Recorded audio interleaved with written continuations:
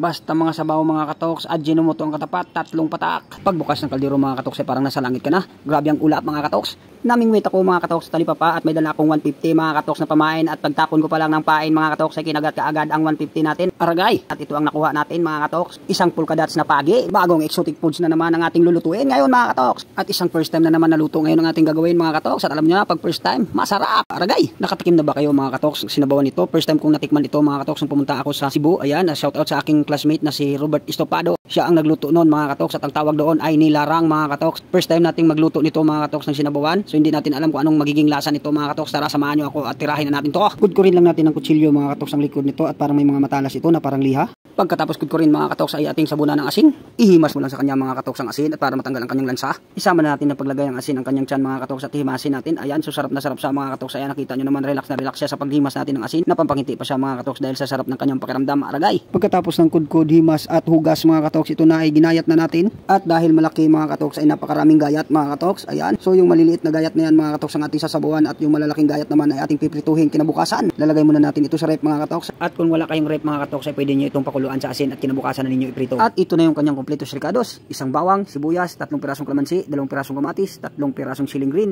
palit na luya at tanglad ng kapitbahay. Aragoy! Umpisa na natin ang krimen. Paapuyan ang gasol ng kapitbahay. Lagyan ng dilaw ng mantika. Paikutin ng 3 beses. Pag masunog ng konti, ilagay ang luya. Sibuyas. Okay na to. Ilagay ang kamatis. Haluin ng 5 beses. Basta mga sabaw mga katoks, Ajinomoto ang katapat, 3 patak. Walang katapusang halo. Pahina ng apoy, takpan. At pag nagluto kayo mga katoks, ay huwag niyong kakalimutan dahil magiging ganito ang itsura.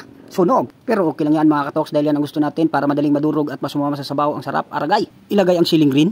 At haluin ng 5 beses. Sa ganyang itsura mga katoks ay pwede na nating ilagay ang pulkadats na pagi. Ayan, ayan pa. Sinama ko ng mga katoks ang kanyang itlog, pati ang atay. Ayan, at hinalo-halo ko na. Binilang ko ang halo ko mga katoks, mga 5 halo lang. Lagyan natin ng batong asin, mga 300 pieces lang. Binilang ko yan. Haha, aragay. Balik ta rin ng 3 beses. Lagyan ng tubig.